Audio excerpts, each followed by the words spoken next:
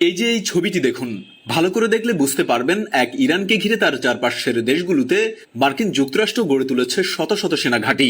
আর এসব সেনা ঘাঁটিতে প্রতিনিয়ত বাড়ানো হচ্ছে মার্কিন সেনা সদস্য। কিন্তু কেন? আপনার মনে কি প্রশ্ন জাগে না, এই ইরানকে ঘিরে যুক্তরাষ্ট্রের কেনই বা এত বিশাল সামরিক আয়োজন? চলুন আপনাদের প্রশ্নের উত্তর দেয়া যাক। ইরান একটি সংখ্যাগরিষ্ঠ মুসলিম দেশ। বর্তমান বিশ্বে যে কয়টি দেশ মার্কিন শাসনকে অগ্রাহ্য করে চলে, ইরান তাদের মধ্যে অন্যতম। সামরিক শক্তিতে ইরান বিশ্বের 14তম, আর মার্কিন যুক্তরাষ্ট্র সামরিক শক্তিতে বিশ্বে প্রথম। তবুও তাদের বিশাল ভয় এই ছোট্ট একটি মুসলিম দেশ ইরানকে নিয়ে। তাই ইরানকে প্রতিহত করতে যুক্তরাষ্ট্র ইরানের আশেপাশের দেশগুলোতে প্রতিনিয়ত তৈরি করে চলেছে শত শত মার্কিন সেনা ঘাঁটি। আবার মার্কিনীদের এই ইরান ভীতির কিছু যুক্তিযুক্ত কারণও রয়েছে।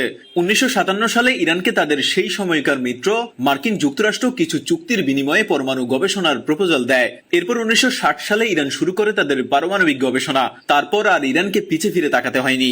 সে সময় যুক্তরাষ্ট্রের নীতি নির্ধারকরা ভেবেছিল, অশিক্ষিত গরিব মধ্যবিত্ত মুসলিমদের দেশ ইরানে পারমাণবিক গবেষণা যুক্তরাষ্ট্রের ভবিষ্যতের জন্য মঙ্গল বয়ে আনবে। কিন্তু ইসলামিক দেশ ইরান তাদের মুসলিম বিজ্ঞানীদের জ্ঞান মহিমায় আস্তে আস্তে সামরিক শক্তিতে সমৃদ্ধ হতে থাকে। এই ব্যাপারটাই যুক্তরাষ্ট্রের ভয়ের কারণ হয়ে দাঁড়ায়। ইরানের মুসলিম বিজ্ঞানীদের গবেষণা তাদের চিন্তায় ফেলে দেয়। তারা যখন দেখলো ইরান খুব দ্রুত সামরিক শক্তিতে সমৃদ্ধি লাভ করছে, তখনই তারা ইরানের সাথে তাদের পারমাণবিক চুক্তিকে বাতিল করে দিল। সেই সাথে ইরানকে কোণঠাসা করার জন্য ইরানের উপর চাপিয়ে দিল নানা অর্থনৈতিক নিষেধাজ্ঞা। কিন্তু তাতে বিন্দুমাত্র দমল না ইরান। ইরানের মেধাবী মুসলিম বিজ্ঞানীরা সামলে নিয়েছিল সব প্রতিবন্ধকতা। ইরানের মুসলিম বিজ্ঞানীদের ঠেকাতে যুক্তরাষ্ট্র কম চেষ্টা করেনি। তাদের আরেক মিত্র রাষ্ট্র ইসরায়েলের সহযোগিতায় ইরানের পারমাণবিক গবেষণা কেন্দ্রে হামলা, ইসরায়েলি গোয়েন্দা সংস্থা মোসাদের গুপ্তচরদের সহায়তায় ইরানের সিনিয়র পরমাণু বিজ্ঞানী মোহসেন ফাকরিজাদেকে হত্যা, ইরানের রেভলিউশনারি গার্ডের অভিজাত কুডস ফোর্সের কমান্ডার মেজর জেনারেল কাশেম সোলাইমানিকে হত্যার মতো জঘন্য সব কাজ করেছিল মার্কিন যুক্তরাষ্ট্র। এত কিছুর পরেও তারা মুসলিম দেশ ইরানকে বিন্দুমাত্র দমাতে পারেনি। ইরানের পার্শ্ববর্তী দেশগুলোতে আগে থেকেই কিছু মার্কিন সেনা ঘাঁটি ছিল। মার্কিনীরা ভবিষ্যতে সম্মুখ যুদ্ধের পরিকল্পনায় সম্প্রতি সেই ঘাঁটিগুলোতে মুহূর্তেই সেনা সদস্য বৃদ্ধি করতে শুরু করেছে। সেই সাথে ইরানের লাগোয়া সীমান্তগুলো এবং তার আশেপাশে নির্মাণ করতে শুরু করেছে শত শত মার্কিন সেনা ঘাঁটি। এই কার্যক্রম এখনো চলমান।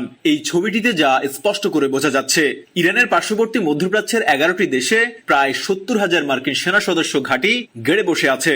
প্রতিনিয়ত এই সংখ্যা বাড়ছে। কংগ্রেশনাল রিসার্চ সার্ভিসের তথ্য অনুযায়ী কুয়েতের বিভিন্ন ঘাঁটিতে প্রায় 13,000 মার্কিন সেনা সদস্য ছড়িয়ে ছিটিয়ে আছে।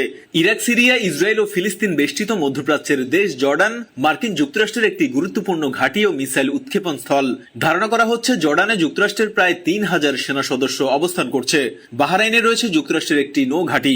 দ্বীপ দেশটির এই নৌ ঘাঁটি দিয়ে মধ্যপ্রাচ্যে হাজার হাজার মার্কিন সেনা প্রবেশ করে।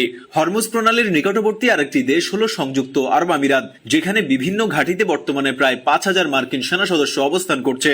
মার্কিন সেনা কর্মকর্তারা কখনোই জানান না মধ্যপ্রাচ্যের দেশ ইরাকে ঠিক তাদের কতজন সৈন্য অবস্থান করছে বা কোথায় কোথায় তাদের অবস্থান। তবে ধারণা করা হয় ইরাকে যুক্তরাষ্ট্রের 6,000 সৈন্য রয়েছে। তাছাড়া কাতারে রয়েছে 13,000, সৌদি আরবে রয়েছে প্রায় 3,000, সিরিয়ায় আনুমানিক 800 এবং ওমানে রয়েছে 600 সৈন্যের মার্কিন সেনা ঘাঁটি। যুক্তরাষ্ট্র চারিদিক দিয়ে ইরানকে ঘিরে রেখেছে। ইরানে হামলার জন্য প্রতিনিয়ত নতুন নতুন সেনা ঘাঁটি তৈরি করে যাচ্ছে। কিন্তু ইরান হাঁটছে পুরো উল্টো। মার্কিনীদের উপর প্রতিশোধমূলক দুই একটি হামলা ছাড়া তাদের আর কোনো সামরিক কার্যক্রম পরিলক্ষিত হয়নি। ইরানের মুসলিম প্রশাসন হাঁটছে সম্প্রীতির পথে, কারণ তারা জানে তাদের মুসলিম বিজ্ঞানীদের গবেষণা তাদের সামরিক সক্ষমতাকে নিয়ে যাচ্ছে আকাশসমান উচ্চতায়। তাদের যুক্তরাষ্ট্রের বিরুদ্ধে প্রতিরোধ গড়ে তোলার জন্য রয়েছে যথেষ্ট সামরিক সক্ষমতাও। মার্কিনীরা আগেভাগেই নিজেদের গুছিয়ে নিচ্ছে। তারা বুঝতে পেরেছে এই মুসলিম দেশ ইরান সামরিক সক্ষমতায় হয়তো একদিন তাদেরকেও পিছে ফেলে দেবে। তাই যে কোনো মূল্যে হোক ইরানকে এখনই থামাতে হবে। ইরানকে থামানোর চেষ্টায় মার্কিনীরা হন্যে হয়ে একের পর এক চেষ্টা করে যাচ্ছে।